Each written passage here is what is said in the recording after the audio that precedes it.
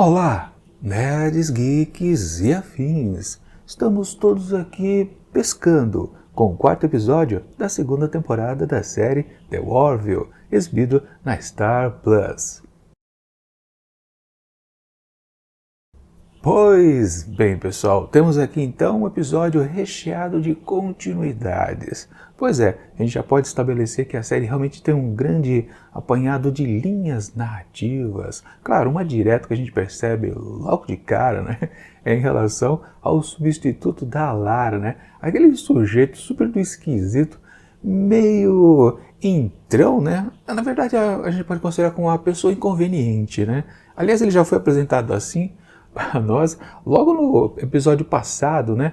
Mas aqui ele fica mais evidente aos olhos de todo mundo, né? Ninguém suporta, parece, o sujeito, né? E meio que já está colocado pra gente que semana que vem aparece a substituta da Alara, bem bacana, que é, claro, já adianto para vocês, né? Já assisti tudo. Uma personagem também muito interessante, uma ótima substituição, porque sempre pesou aquele momento, né, quando a gente percebeu que a atriz deixava a série, né, mas o personagem dela não era morto, né, mas a gente pensava, pô, dispensar um personagem tão bacana, a Lara sempre foi interessante, né, talvez um pouco engessada no seu desenvolvimento, né, porque ela estaria apenas sempre como uma pessoa jovem, tentando evoluir. Quer dizer, na verdade, dá para fazer um belo de um caminho até se tornar uma pessoa super madura, né? Mas enfim, né? É uma boa substituição, tem tudo a ver. Bom, o que vale é que outra continuidade, por exemplo, né?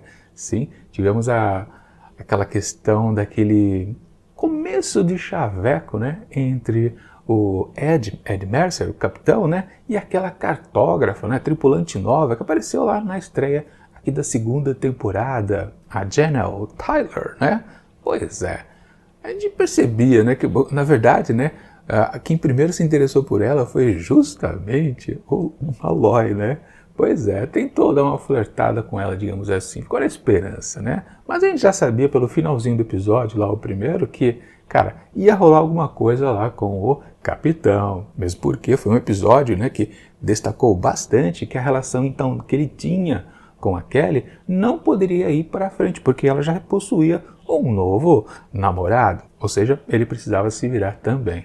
Claro que nos episódios seguintes não teve nenhuma dica que isso pudesse já estar acontecendo, mas aqui, logo de cara, já se estabelece que eles sim, desde aquele dia lá no barzinho, começaram a flertar um com o outro, né? Não chegaram às vias de fato, né? Pelo menos o Ed diz isso ao Gordon, né? Que eles não chegaram à terceira base, como dizem os americanos, né? Não, parece que não, nós só ficaram de conchinha depois de dito isso, né? Pô, a gente ficou de conchinha, né? Mas enfim, o que vale é que, sim, aquele relacionamento foi pra frente, né? E claro, o Ed precisava dizer isso. Claro, mas ele também dava bandeira, né? Kelly já sabia, né? Quando ele foi avisar, comunicar o fato, ela já estava sabendo, então beleza, nada demais.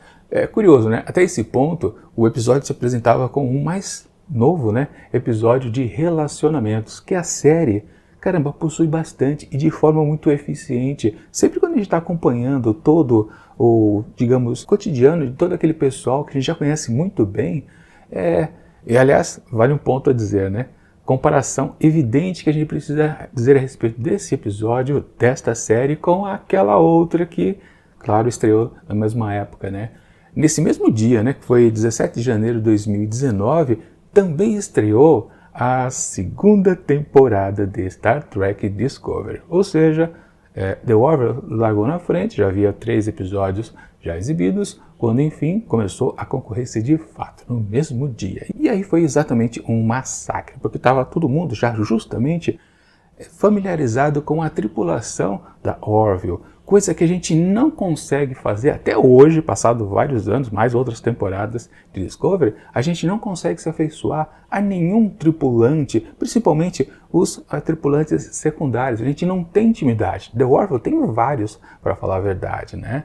A começar, por exemplo, o Yaft, né? E tantos outros. Como, por exemplo, até esse substituto da Lara, esse novo chefe de segurança, caramba, em 2 episódios a gente já começou a não gostar muito dele, não gostar porque ele é uma pessoa desagradável, né? Não porque é um personagem mal construído, mas a gente entende a personalidade dele, a gente já se envolve, né? E a gente até entende que o pessoal da tribulação não tá curtindo o cara, porque o cara é um entrão, um chato, cheio de piadinhas meio forçadas, aquela coisa toda. Já em relação lá à concorrência, caramba, passados um ano inteiro a gente não conseguiu se afeiçoar a nenhum tripulante secundário, no máximo os principais, mas até eles também são mal desenvolvidos, ou seja, é uma diferença entre as séries gritante, né? Fora o texto horrível, no geral, que produz episódios fracos lá de Discovery, né?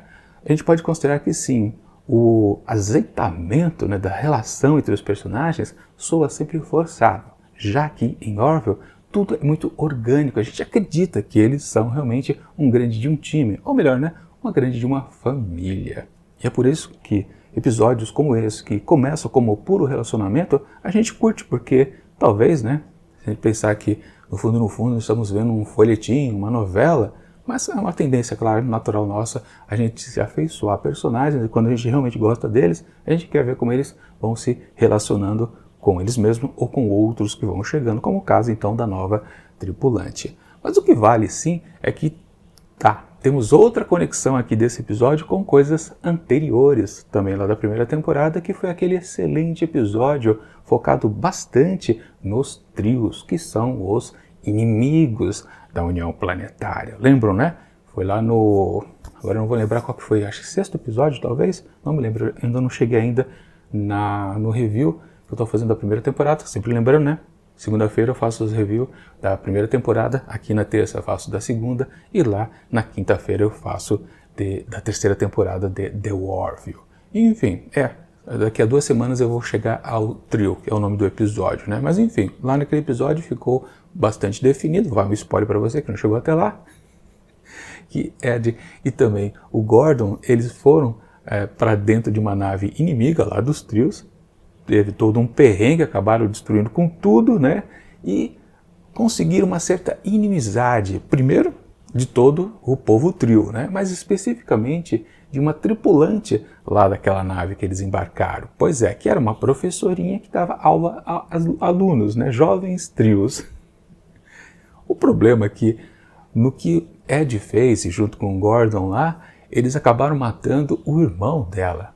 Talaya é o nome dela, né? Ou Telaya, acho que é Telaya o nome dela. E bom, simplesmente a conexão é essa.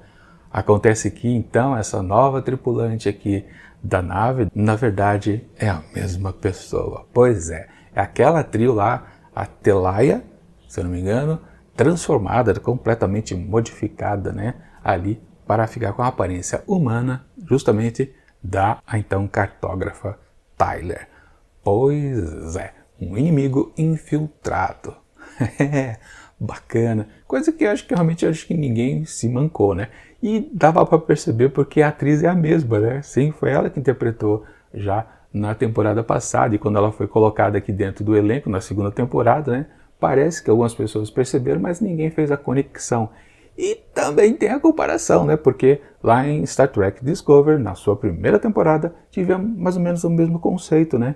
De um inimigo invadir a nave, se disfarçado, né, transmutado também em um ser humano. Pois é, a mesmíssima coisa. E o personagem lá, em Discovery, também se chamava Tyler, né? Parece que realmente foi uma sacanagem aqui, uma tiração de sarro de Seth MacFarlane para com aquela série que substituiu a sua ideia, né? Sempre lembrando, o MacFarlane queria que o seu produto aqui, o seu show, The Orville, fosse uma continuidade, uma nova série da franquia Star Trek. Que bom, na verdade, que ele não foi para lá, porque eu acho que ele seria alvejado o tempo todo a fazer maus roteiros, com certeza. Ainda bem que ele ficou independente, foi procurar outra casa para trabalhar e desenvolveu o seu projeto aos seus moldes, sem ninguém enchendo o saco dele com ideias. Talvez, na verdade, ele até gosta de alguns pontos lá que a gente vê em Discovery, né? Mas ele não acentua, né? Ele não faz uma coisa panfletária. Isso é uma coisa muito importante de ser dito, né? Mas de qualquer forma, temos então aqui essa história que no começo era puro relacionamento da tripulação, transformando num evento ali que tem a ver com o core, né? Da história geral da série, que é exatamente a inimizade com esses vilões muito específicos, né? Que são religiosos, né? Toda a fúria deles advém das crenças que eles possuem uma certa divindade, né? Lembrando que o episódio anterior lá da temporada passada foi justamente a missão que eles tinham, né? Ed e Gordon era pegar uma cópia da Bíblia deles. Pois é, simplesmente isso. E a discussão sobre religião acontece também um pouco aqui nesse episódio, quando, enfim, né? Na verdade, né?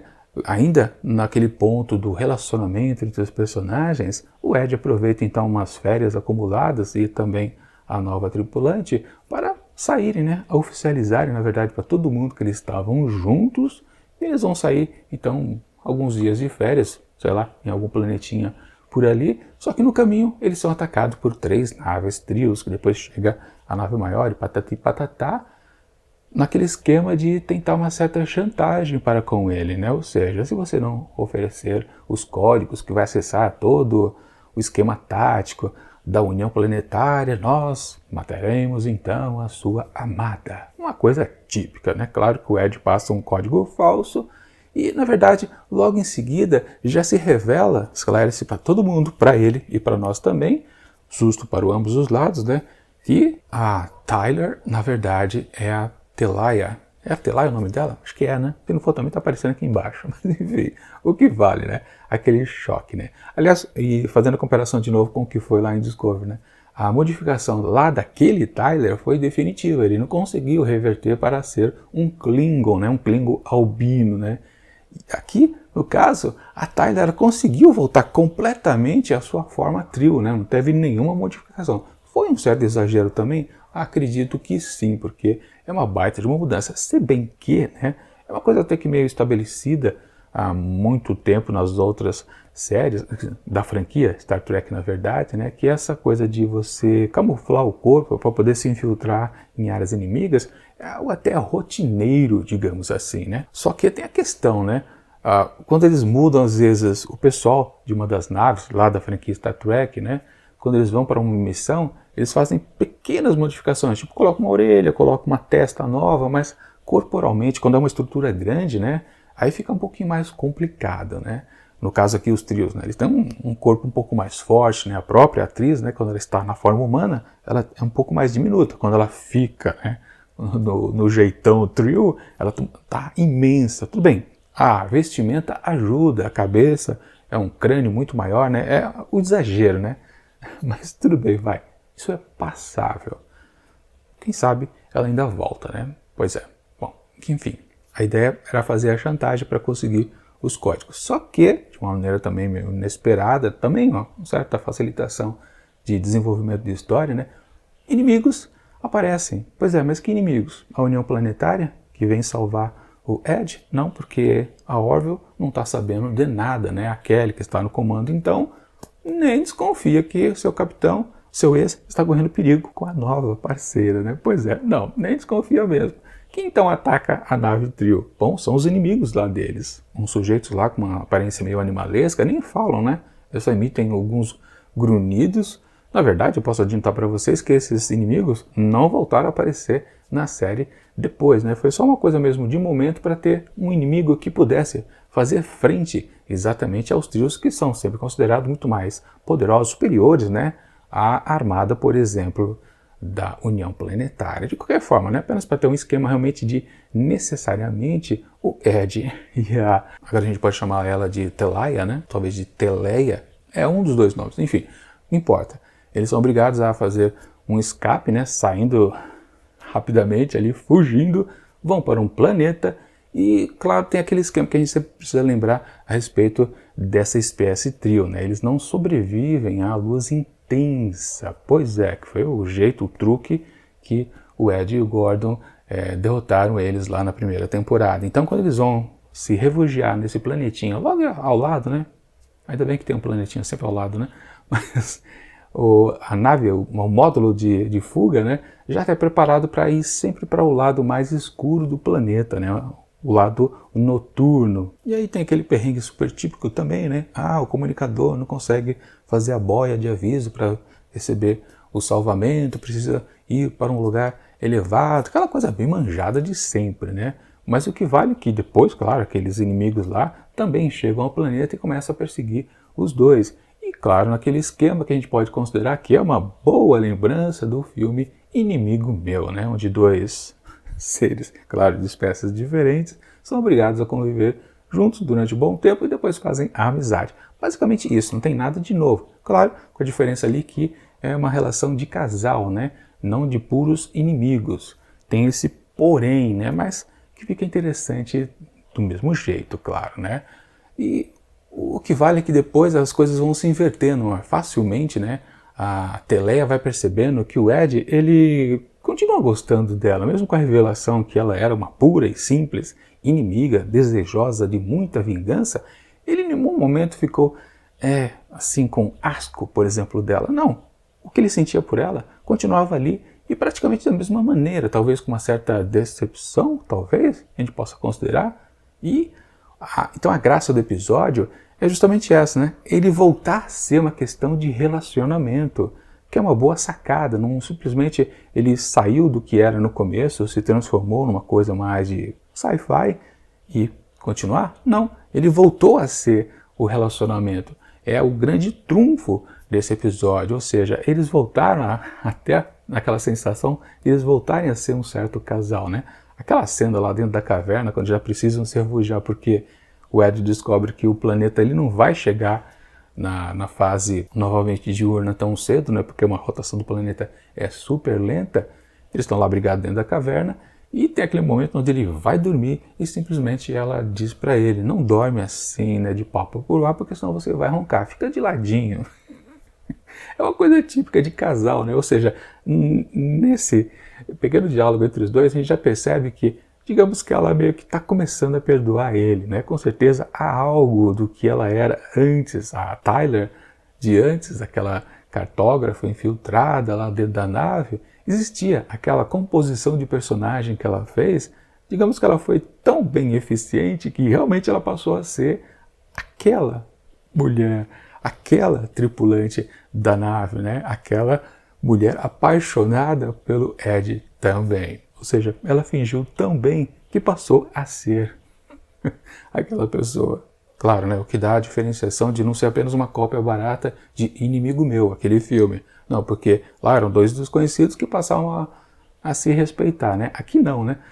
Eram, né, dois desconhecidos que tinham alguma certa pendenga, né, principalmente da parte dela, porque ela era desejosa de vingança, mas ela precisou fingir que era uma outra coisa e digamos que ela acreditou bastante. Depois da revelação, aquilo ainda estava dentro dela, tanto que o próprio Ed diz, né, pô, procura aí dentro de você que você ainda vai se achar, você vai descobrir que aquele personagem que você criou ainda está aí dentro. E no fundo sim, era verdade. O que vale é que, no fundo, né, quando o Ed foi lá em cima do morro, né, colocar o sinalizador, ele, claro, né, esperto que é, né, não mandou a mensagem para a nave da espécie dela, mandou para Orville, né, obviamente. Então, Kelly foi atrás e foi salvar, né. E aí a gente pode comentar, então, né, que no momento de salvar, né, tá lá o Malloy dando um cavalo de pau lá na nave, né, se mostrando um bom piloto. Mas a gente precisa destacar que o episódio teve uma história B. Pois é, não era apenas a história do Ed com a sua amada, né? Uma inimiga. Não, também tinha a história do Malloy. Porque lá no começo do episódio ele foi dizer ao amigo, né? Cara, você estava afim dela, né? Mas eu consegui, eu cheguei junto, né? Eu cruzei a linha de chegada, né? E meio que ele, cara, você vai se importar? Se fosse importar, meio que desisto. E ele fala, não, cara, tudo bem, né? Foi só uma ideia que eu tive na cabeça, mas eu realmente não tinha nenhuma chance. Quando ele ajuda um amigo a ficar com a moçoila, que talvez ele ficou interessado, né? Bateu a ficha no Malloy. Peraí, não consigo nada, né? Kelly já voltou a ter alguém para chamar de seu, né? O Ed também. E por que eles conseguem e eu não? E ficou isso na cabeça dele. Ah, porque eles são, né, os oficiais superiores da nave, capitão e o comandante. É por isso, porque é fácil, né, conseguir alguém sendo, né, ter umas costas poderosas. Então ele tem a brilhante ideia de começar o curso de capitania. Ele comunica isso a Kelly, quer começar os primeiros passos, né? E Kelly meio que já sabe, né? Caramba, o Malloy é um belo de um tapado, né? Bortz mesmo comenta, né? Ele vai ser reprovado facilmente, né? O primeiro teste dele é fazer, claro, aquele exame psicológico com a doutora Claire, e foi um fiasco, né? Ele vendo lá aquelas imagens, aqueles borrões famosos, né? De teste psicológico, né? Aquilo ali já foi um fiasco, mas foi muito engraçado. Claro, era uma linha cômica aqui da série, né? E também, na verdade, é o primeiro episódio que o personagem ele tem um grande destaque. Na verdade, o segundo, né? Porque o outro grande destaque, mas não tanto quanto foi esse daqui, porque foi realmente uma história B, foi já lá, justamente no episódio da temporada passada, quando teve o episódio dos Crios, né? Que ele estava lá junto com o Ed. Ele também teve destaque naquele episódio, mas um pouquinho mais solo foi exatamente nesse mesmo. E ele continua, depois faz aquele teste a lá, né? Kobayashi Maru, típico da franquia Star Trek, também não passa. E claro, depois ele percebe que ele está fazendo tudo isso daí, né? Participando do programa de ser um capitão no futuro, justamente para conseguir alguém. E ela diz na cara dele, cara, não se importe, você tem todas as características necessárias para conseguir êxito nesta missão também, né? De conseguir uma parceira, né? E vale lembrar uma coisa, né? Os dois atores que faz a Kelly e o Malloy se juntaram na vida real. Pois é. Então, quando a personagem dela, Kelly, diz ao Malloy, o Gordon, né? Que ele... Cara, você tem o shape que vai conquistar as mulheres. Não se importe, né? Ela estava falando com sinceridade, com certeza. Que é bem bacana, né? E depois tem aquela amarra da história justamente do personagem do Gordon, quando depois que o Ed ele resolve não entregar a Teleia para a União Planetária, né? Devolver, na verdade, ela para a sua espécie, aquilo é um grande problema para ele. Ele podia acabar com a carreira dele, né? Inclusive dizem, né? Ele podia ir para uma corte marcial. Simplesmente ele está, em vez de prender o inimigo, ele está soltando o inimigo, né? Mas aí ele teve a sacada. Caramba, isso aqui é um ponto de começo de paz entre as duas espécies, né? Porque é o título do episódio, na verdade, né? Se eles não se encontrarem, né? Se eles não arranjarem um jeito de viverem juntos, em paz, sem conflitos, né? Não vai sobrar nada a não ser os peixes, ou seja, eles vão eternamente se matar.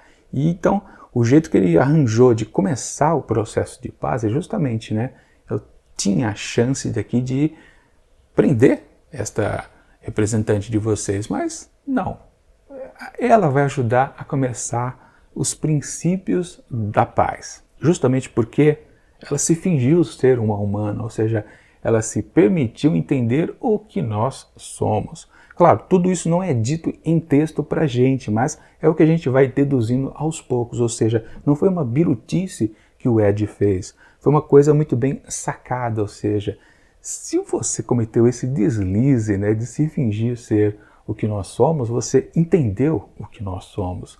Muito bom mesmo, ou seja, é o prato cheio que ele precisava para começar o processo de paz. Ou seja, no fundo, o episódio que no miolo ficou sci-fi, voltou a ser relacionamento, voltou a ser sci-fi no final por causa de relacionamento. Ou seja, o tempo todo o episódio ele é muito esperto nessa situação de se valer das questões de relacionamento para engrandecer todo o core da série. Ou seja, os grandes vilões vão deixar de ser grandes vilões justamente porque eles passam a entender a gente justamente nessa mancada, né, de tentarem nos copiar, né? Muito bom mesmo. Traduzindo, né? Mais uma vez, tivemos um bom episódio. Dessa vez não foi escrito pelo Seth MacFarlane, foi pelo Breno Braga e também pelo seu parceiro, que agora não me lembro o nome, mas já apareceu aqui embaixo para vocês, né? Um bom episódio, com certeza. E, portanto, para ele, eu atribuo 4 asteriscos. Um episódio fundamental, então, para toda a história aqui de The Orville. Mas aí fica a questão no ar também ao final dele. Mas espera aí, né? Se o processo de paz está começando, né? Quem serão, então, os novos inimigos? Bom, eu já adiantei para vocês que justamente inimigos dos trios, né? Que aqueles seres meio animalescos, né? Que nem falam, não retornam. Então, quem serão os inimigos? Pois é, veremos a seguir em próximos episódios. Não vou dar spoiler aqui para vocês, mas também é muito interessante, uma resultante muito da boa também para toda a história geral da série. Enfim, um grande episódio com certeza. Não é super sensacional, mas também deixa a série num grande de um patamar. Vamos combinar, né? Bom, é isso.